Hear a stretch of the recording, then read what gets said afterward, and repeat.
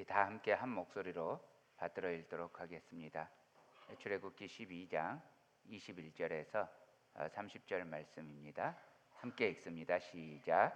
모세가 이스라엘 모든 장로를 불러서 그들에게 이르되 너희는 나가서 너희의 가족대로 어린 양을 택하여 유월절 양으로 잡고 우슬초 묶음을 가져다가 그릇에 담은 피에 적셔서 그 피를 문 인방과 좌우 설주에 뿌리고 아침까지 한 사람도 자기 집 문 밖에 나가지 말라. 여호와께서 애굽 사람들에게 재앙을 내리려고 지나가실 때 문 인방과 좌우 문설주에 피를 보시면 여호와께서 그 문을 넘으시고 멸하는 자에게 자기 집에 들어가서 너희를 치지 못하게 하실 것임이니라. 너희는 이 일을 규례로 삼아 너희와 너희 자손이 영원히 지킬 것이니 너희는 여호와께서 허락하신 대로 너희에게 주시는 땅에 이를 때 이 예식을 지킬 것이라. 이후에 너희의 자녀가 묻기를 이 예식이 무슨 뜻이냐 하거든 너희는 이르기를 이는 여호와의 유월절 제사라. 여호와께서 애굽 사람에게 재앙을 내리실 때 애굽에 있는 이스라엘 자손의 집을 넘으사 우리의 집을 구원하셨느니라 하라 하매 백성이 머리 숙여 경배하니라. 이스라엘 자손이 물러가서 그대로 행하되 여호와께서 모세와 아론에게 명령하신 대로 행하니라. 밤중에 여호와께서 애굽 땅에서 모든 처음 난 것 곧 왕위에 앉은 바로의 장자로부터 옥에 갇힌 사람의 장자까지와 가축에 처음 난 것을 다 치심에 그 밤에 바로와 그 모든 신하와 모든 애굽 사람이 일어나고 애굽에 큰 부르짖음이 있었으니 이는 그 나라의 죽임을 당하지 아니한 집이 하나도 없었음이었더라. 아멘. 잠깐 기도하겠습니다. 하나님, 우리 주님 은혜를 찬송합니다. 오늘도 우리 주님께 예배하며 우리 주님 음성 듣게 하여 주시니 감사합니다. 하나님 아버지, 이 시간에도 우리 주님의 말씀을 들고 이 부족한 종이 섰습니다. 주님, 나는 부족하고 부족하니 오직 주님이 제 입술과 제 심령 주장하여 주시고 하나님 아버지, 또 저와 우리 회중이 주님의 말씀 들을 수 있도록 우리 심령에 조명하여 주옵소서. 예수님 이름으로 기도합니다. 아멘. 여호와께서요 모세를 통해서 이집트 사람들에게 명령을 내리십니다. 그 명령은 이집트 파라오에게 이스라엘 사람들을 내보내라는 명령이었습니다.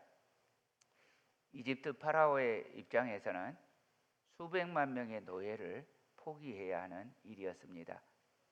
그래서 파라오의 마음이 완강해서 이스라엘 백성 내보내기를 거절합니다. 이에 전능하신 여호와 하나님께서 애굽에게 10가지 재앙을 내립니다. 이 애굽에게 내려진 10재앙은 그냥 여러분 아무렇게나 내려진 재앙이 아닙니다. 이 재앙은요 차례대로 애굽의 신들, 다시 말하면 애굽이 섬기는 우상들이 얼마나 헛되고 쓸모없는 것인지를 알려주려는 애굽의 우상들에 대한 하나님의 심판이셨습니다. 첫 번째 재앙은요 이집트의 생명줄인 나일강, 그 나일강을 피로 물들였던 재앙이었죠. 이집트 사람들은 나일강을 신으로 삼아서 경배했습니다. 근데 여러분, 이 강물이 누가 거기에 있게 하셨나요? 하나님입니다.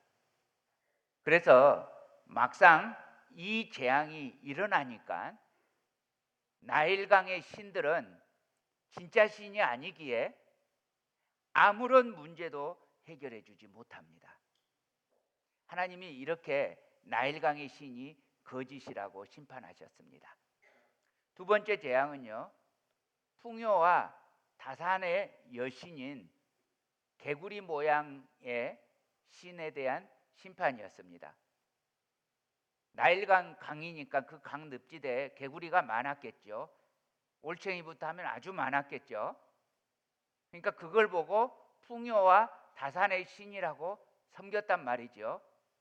그래서 그렇지 풍요와 다산의 신이지 하고 하나님이 개구리를 엄청 많게 보내주십니다. 그래서 개구리가 나일강에 넘쳐서 집 안에 들어가고 침대를 떠들며 침대에 개구리가 있고 먹으려고 밥그릇을 여니까 개구리가 있고 식탁에 개구리가 뛰어 올라오고 이런 장면들을 상상해 보십시오. 야, 풍요와 다산의 여신 개구리님께서 무지하게 많아졌구나. 그리고 이집트 사람들이 기뻐했을까요? 아니죠. 큰일이 난 거죠. 세 번째 재앙은 땅의 신에 대한 심판이었습니다. 땅 위에 먼지가 이가 되어서 사람을 괴롭게 했습니다. 네 번째 재앙은요, 태양신을 상징하는 파리에 대한 심판이었습니다. 이 파리 대왕, 이게 이제 성경에서 바알세붑이라고 하죠. 바로 이 신입니다. 우리가 마귀로 이렇게 알고 있는, 마귀가 별거 아니에요. 마귀가 끽해봐야 파리예요. 기가 막히죠. 그 다음에 다섯 번째 재앙은 동물들에 대한 구제역 심판이었는데요, 이거는 소 모양을 하고 있는 하늘의 여신에 대한 심판이었습니다. 여섯 번째 재앙은 악성 종기를 통해서 애굽의 보호자이고 치료자인 신들을 심판하는 것이었습니다. 일곱 번째 재앙은 날씨를 주관하는 하늘의 신에 대한 심판이었습니다. 여덟 번째 재앙은 사망과 풍요의 신에 대한 심판이었습니다. 그리고 아홉 번째 재앙은 흑암이었죠. 이거는 태양신에 대한 심판이었습니다. 사랑하는 형제자매 여러분, 우리는 오직 여호와께서 참으로 주님이시라는 것을 알아야 합니다. 자, 시편 100편 3절 말씀 우리 함께 읽겠습니다. 시작. 여호와가 우리 하나님이신 줄 너희는 알지어다. 그는 우리를 지으신 이요 우리는 그의 것이니 그의 백성이요 그의 기르시는 양이로다. 이제 드디어 열 번째 재앙이 시작됩니다. 출애굽기 11장 4절에서 6절입니다. 모세가 바로에게 이르되 여호와께서 이와 같이 말씀하시기를 밤중에 내가 애굽 가운데로 들어가리니 애굽 땅에 있는 모든 처음 난 것은 왕위에 앉아 있는 바로의 장자로부터 맷돌 뒤에 있는 몸종의 장자와 모든 가축의 처음 난 것까지 죽으리니 애굽 온 땅에 전무후무한 큰 부르짖음이 있으리라. 자, 하나님께서 바로에게 경고하십니다. 자, 하나님이 애굽 가운데로 들어가게 되면 엄청난 재앙이 일어날 거랍니다. 이집트의 모든 큰아들이 죽임을 당합니다. 바로의 큰아들부터 맷돌 뒤에 있는 노예의 여종의 큰아들까지 뿐만 아니라 모든 가축의 처음 난 것도 다 죽임을 당합니다. 이렇게 모든 집집마다 큰아들이 죽는데 애굽의 수호신 바로의 수호신은 꼼짝도 하지 못합니다. 바로 태양신 라의 아들이라고 자기를 신이라고 지칭했던 이 바로조차도 하나님께 장자의 생명을 내어줘야 했습니다. 그런데요, 그 다음 절 보세요. 7절입니다. 그러나 이스라엘 자손에게는 사람에게나 짐승에게나 개 한 마리도 그 혀를 움직이지 아니하리니. 이스라엘 자손에게는 강아지의 혀도 안 움직이게 하겠다. 여호와께서 애굽 사람과 이스라엘 사이를 구별하는 줄을 너희가 알리라. 이스라엘 사람들은 손끝 하나 안 다칩니다. 심지어는 강아지가 왈왈할 때 그 혀도 안 비틀어집니다.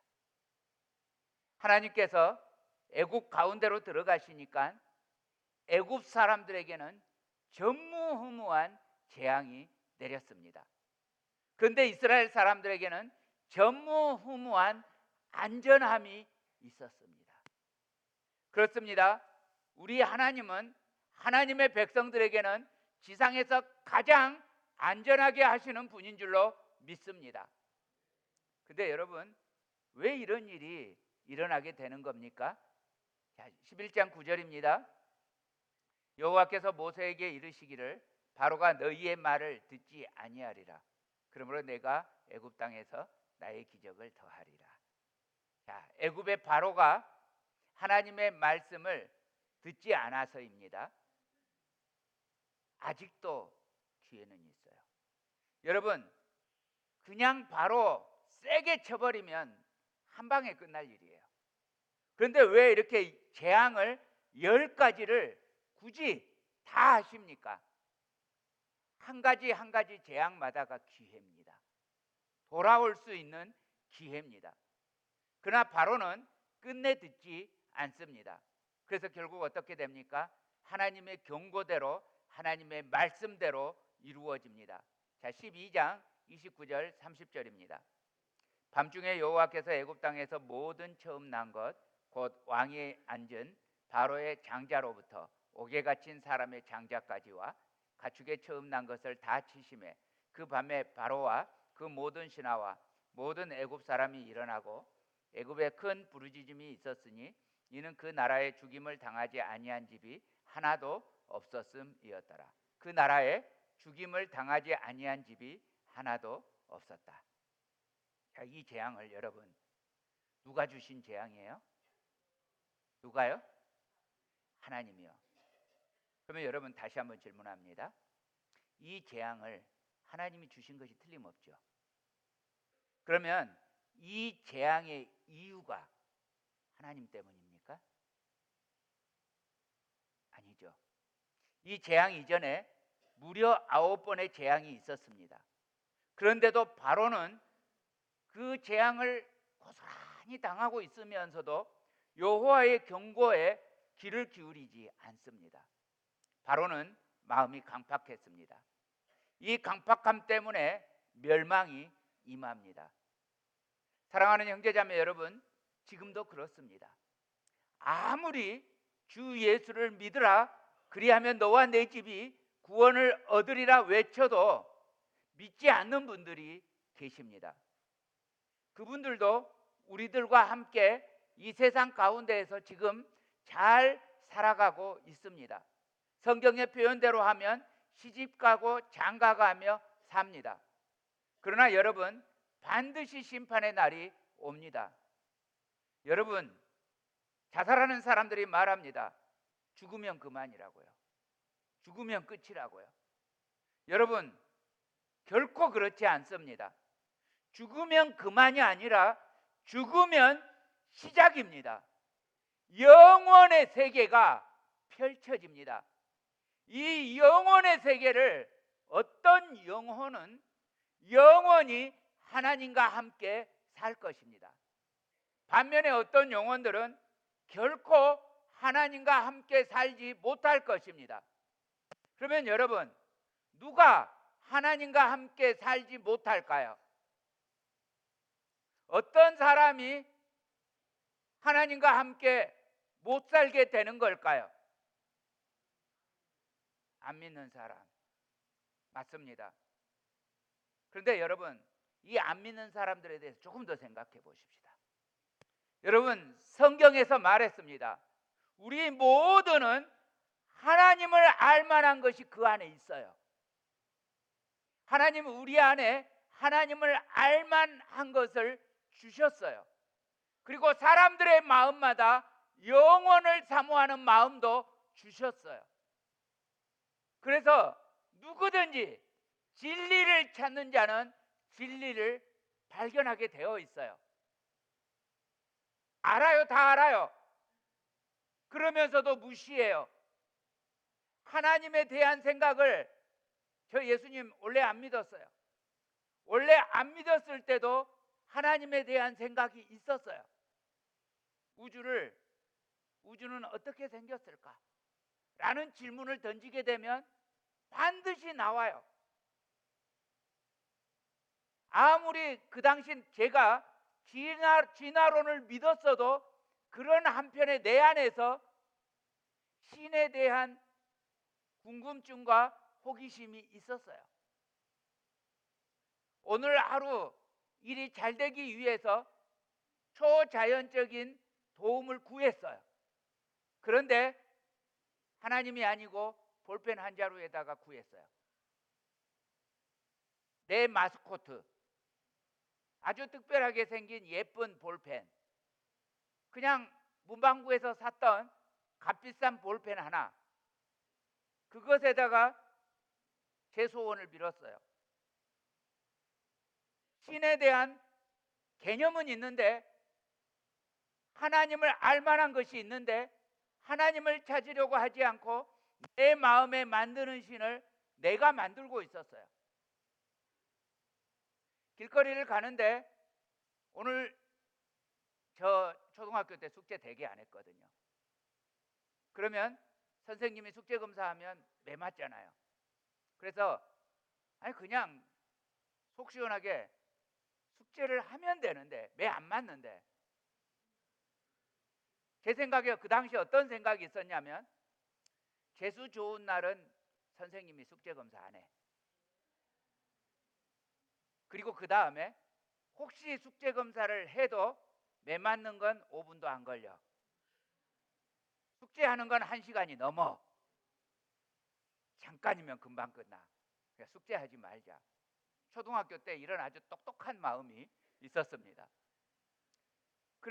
그래도 학교 가는 그 시간은 겁이 나요. 그래서 학교 가는 시간에 제 마음에서 누구에게인지 모르는데 소원을 빌어요. 오늘 선생님이 숙제검사 하지 않게 해달라고. 그러다가 정말 황당한 짓을 하는데요. 그 당시에요, 우리나라 택시가 대부분 초록색이었어요. 불이사라고 아십니까? 저 그런 것도 기억합니다. 이 불이사라고 하는 택시가 있었어요. 아주 조그마한 택시죠. 대부분 초록색인데 어쩌다 노란색이 있어요. 얘를 하루에 5대 보면 기분 좋은 날이에요. 재수 좋은 날이에요. 그런데 이 5대를 먼저 보기 전에 까만 자가용 5대를 보면, 그 당시에 그렇게 우리나라에 자가용이 많지 않았다는 이야기예요. 그러면 재수 나쁜 날이에요. 누가 정했어요? 내가 정했어요. 아무런 근거도 없이 정하고 거기다가 내 운명을 걸어요. 그러면서도 하나님을 찾으려고 하지 않았어요. 주여. 여러분, 누가 하나님과 같이 살 수 없습니까? 마음에 하나님 두기를 싫어하는 사람이 하나님과 같이 살 수 없습니다. 여러분, 우리 주님은요, 참 대단하신 분이에요. 그 마음의 소원대로 하게 하세요. 여러분, 천국 가는 것도요, 소원대로 하게 하신다고요. 마음에 하나님 두기를 싫어하면, 그래, 내가 영원히 너와 함께 안 있을게, 이러면 그 지옥행이잖아요. 안 믿는 사람들이 그냥 천국을, 저도 가고 싶었거든요. 천국은 없어 라고 큰소리 치면서도 마음속에서 천국 가고 싶었어요. 그런데 여러분, 성경에서 말해요. 마음에 하나님 두기를 싫어하는 사람에게는 하나님이 그대로 두신다고요. 자기 소원대로 천국 못 간다고요. 천국이라고 하면 가고 싶은데 하나님이 함께하는 곳이라고 하면 안 가고 싶은 거예요. 그래서 심지어는 제 귀로 이런 말도 들었어요. 자긴 천국 가기 싫대요. 천국 가면 재미가 하나도 없을 것 같아요. 맨날 예배하고 맨날 찬송하고. 그게 무슨 천국이네요. 자긴 지옥 가서 오입도 하고 갬블도 하고 그러고 재밌게 살겠대요. 아니, 누가 지옥에서 시켜줍니까? 여기 가봐야 알겠지만 지옥은 가기 싫어서 경험 안 할 걸로 하겠습니다. 하나님이 그 소원을 어떻게 응답하시는지 우리 볼 수 있을 거예요. 여러분, 하나님이 마음에 두기 싫은 사람은 천국 가도 재미없어요. 그렇잖아요. 예배가 싫은데 뭐가 재밌겠어요? 그러나 예배가 좋은 사람, 찬송이 좋은 사람, 이 사람에게 천국은 정말 천국인 거예요. 여러분, 영원히 즐거운 천국에서 우리 주님과 함께 영원히 찬송하며 영원히 예배하며 그 날을 누리시기를 우리 주님의 이름으로 축복합니다.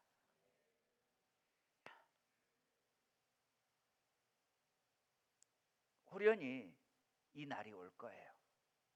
이 날과 이 때는 언제인지 몰라요. 여러분, 그 날과 그 때는 우리 주님께서 오시는 그날만 의미하지 않아요. 내가 죽는 날도 의미해요. 예수님이 다시 오시는 날, 이게 종말의 날이에요. 그렇죠? 내가 죽는 날, 그 날도 똑같이 종말의 날이고, 그날에 내가 죽는 날이 먼저일 수 있죠. 그때도 나는 올라가서 주님을 배울 거예요. 우리 중에 그 날과 그때를 알 수 있는 사람은 없어요. 어두움을 주관하는 마귀도 몰라요. 오직 우리 주님 하나님만이 아시는 전적인 하나님의 주권이에요. 사람들은 이 사망의 권세에서 빠져나오려고 애를 씁니다. 10년 동안 면벽 수양해서 열반에 들려고 했던 사람도 있습니다. 심오한 철학을 통해서 수양했던 사람도 있었습니다. 단전 호흡과 기를 통해서 신선이 되고자 했던 사람도 있습니다. 그러나 그 누구도 사망의 권세에서 벗어날 수 없습니다. 사망의 권세, 멸망하게 하는 자에게서 벗어날 수 있는 길은 딱 한 가지 방법밖에 없습니다. 그거는 어린 양의 피를 문설주에 바르는 것입니다. 사도행전 4장 12절 말씀 함께 읽겠습니다. 시작.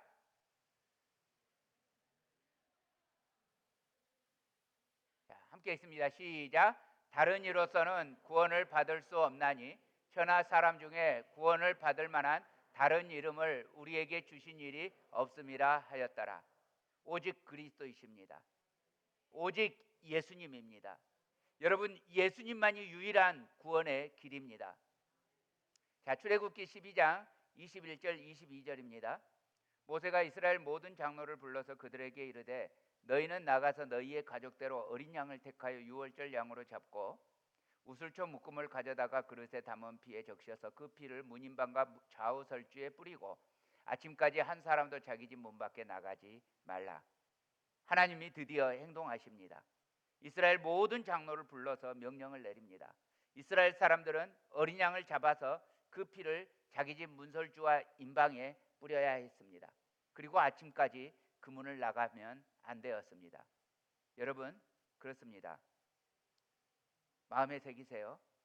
어린 양의 피 바깥으로 나가면 안 됩니다. 어린 양의 피 바깥에는 사망의 권세가 있습니다. 그러나 어린 양의 피 안에만 있으면 어떻게 돼요? 삽니다. 어린 양의 피가 발라져 있는 그 기둥과 그 인방에만 있으면, 그 집안에만 있으면 삽니다. 그런데 참 이상한 명령입니다. 전혀 과학적이지 않습니다. 오히려 엽기적이죠. 여러분, 문에다, 문기둥과 문인방에 피를 발라라. 엽기적이지 않습니까? 으이, 싫어. 안 바르면 죽습니다. 어때야 합니까? 순종해야 합니다. 순종하면 삽니다. 불순종하면 죽습니다. 출애굽기 21장 23절입니다. 여호와께서 애굽 사람들에게 재앙을 내리려고 지나가실 때 문 인방과 좌우 문설주의 피를 보시면 여호와께서 그 문을 넘으시고 멸하는 자에게 너희 집에 들어가서 너희를 치지 못하게 하실 것임이니라. 그렇습니다. 어린 양의 피가 문에 뿌려져 있는 그 집 지붕 아래에서 안전했습니다. 사망의 권세가 집집마다 찾아다니면서 한 집도 빼놓지 않고 모든 집마다 사망의 권세가 주장하고 있었지만 어린 양의 피가 있는 집은 안전했습니다. 이스라엘 사람들은 그날 밤 그 어둠 속에서 자기 주변에서 커다란 통곡 소리들이 일어나는 것을 들었을 것입니다. 끝내 회개하지 않았던 강팍한 이집트 사람들, 끝내 하나님을 믿고 섬기지 않았던 바로와 그 신하와 모든 이집트 사람들, 끝내 그 허망한 우상을 심판당했음에도 불구하고 붙들고 있었던 그들은 그렇게 재앙을 당하고 있었습니다. 자신들은 세상에서 가장 지혜로운 민족이고 세상에서 가장 강력한 민족이고 세상에서 가장 위대한 민족이라는 그 자부심 속에서, 그 교만 속에서 속절없이 망해가고 있었습니다. 그러나 이스라엘 사람들은 어떻습니까? 그날 밤, 여러분, 비밀이라고 했는데요, 이규하 전도사님 임신했대요. 이렇게 비밀은 온 세상에 터뜨려야 돼요. 이게 무슨 비밀이에요? 축하할 일이죠, 그죠? 예. 아직 8주밖에 아니래요. 여러분 기도해 주세요. 예, 태아가 건강하게 자랄 수 있도록 기도해 주세요. 자, 이스라엘의 세대계 품에 이제 막 태어난 첫 아들이 평화롭게 새근새근 잠들어 있습니다. 여러분, 사망 권세가 이 아이에게 터치하지 못합니다. 그날 밤 이스라엘 사람들도 잠을 못 이뤄요. 왜요? 긴장하고 있잖아요. 자기들에게 안 미친다고 들었지만 그날 밤 잠을 잘 수는 없잖아요. 그런데요, 이 사망 권세가 원래 미쳐야 했을 큰 아들 있잖아요. 그 큰 아들 중에 아직 어린 아이들, 그 아이들은 졸음을 이기지 못해서 꾸벅꾸벅 졸고 있었을 거예요. 그래도 사망이 그 아이에게 덤비지 못해요. 어린 양의 피 안에 피난처가 있는 것입니다. 시편 18편 1절부터 3절 우리 함께 읽습니다. 시작. 나의 힘이신 여호와여, 내가 주를 사랑하나이다. 여호와는 나의 반석이시여, 나의 요새시여, 나를 건지시는 이시여, 나의 하나님이시여, 내가 그 안에 피할 나의 바위시여, 나의 방패시여, 나의 구원의 뿌리시여, 나의 산성이시로다. 내가 찬송 받으실 여호와께 아뢰리니 내 원수들에게서 구원을 얻으리로다. 할렐루야. 그렇습니다. 사랑하는 형제자매 여러분, 복음은 하나님의 위대한 능력입니다. 우리 주 하나님, 우리 주 예수 그리스도께로 피하는 사람은 구원이 있습니다. 그날 밤 이스라엘 사람들은 모든 장자들 중에 아무도 사망이 임하지 않는다는 사실에 대해서 감격하고 있었습니다. 그날 밤 이스라엘 사람들은 놀라운 하나님의 구원을 경험하고 있었습니다. 그날 밤 그들은 바로 그 전날과 다른 완전히 새로운 피조물 하나님의 백성이 되어가고 있었습니다. 이날 밤을 기점으로 해서 그 전날까지는 마귀의 하수인 바로의 노예였습니다. 그러나 이 밤 이후로는 만왕의 왕 하나님의 백성입니다. 고린도후서 5장 17절 함께 읽습니다. 시작. 그런즉 누구든지 그리스도 안에 있으면 새로운 피조물이라. 이전 것은 지나갔으니 보라 새 것이 되었도다. 아멘. 한 곳 더 봅니다. 고린도전서 15장 55절 56절입니다. 함께 읽습니다. 시작. 사망아 너의 승리가 어디 있느냐? 사망아 내가 쏘는 것이 어디 있느냐? 사망이 쏘는 것은 뭐예요? 죄. 사망의 권세가 모든 죄에게, 모든 죄인에게 덮칩니다. 그러나 그 3절에서 하나님의 말씀은 이렇게 선포합니다. 57절입니다. 함께 읽습니다. 시작. 우리 주 예수 그리스도로 말미암아 우리에게 승리를 주시는 하나님께 감사하노니. 할렐루야. 사랑하는 형제자매 여러분, 우리 주 예수 그리스도 안에 있는 자는 사망을 이기었노라. 할렐루야.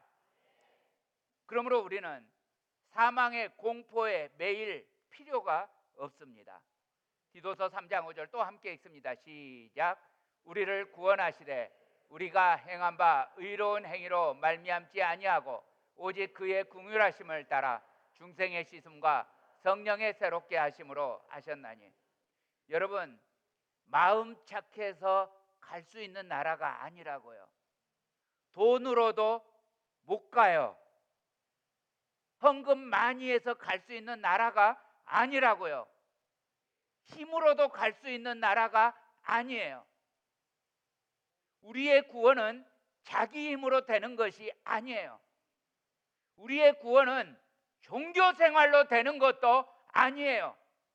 우리의 구원은 오직 하나님의 긍휼로 어린 양 대신 예수 그리스도의 십자가로 말미암아 중생의 씻음으로 성령의 새롭게 하심으로 값 없이 은혜로 선물로 구원 받았습니다. 할렐루야. 그러므로 사랑하는 형제자매 여러분, 어린 양의 피 안에 있는 여러분, 예수 그리스도의 보혈의 은혜 아래 있는 여러분, 우리는 멸망하는 사람들처럼 사망 권세 아래 있는 사람들처럼 두려워하지 맙시다.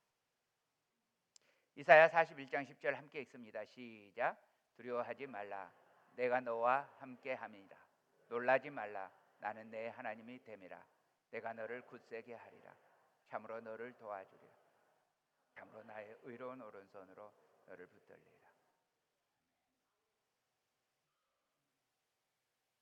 지금 안재혁 집사님이 사경을 헤매고 있는데 그 딸 안효진 자매에게 이렇게 말해줬어요. 지금 굉장히 황당한 상황 우리 벌어졌잖아요.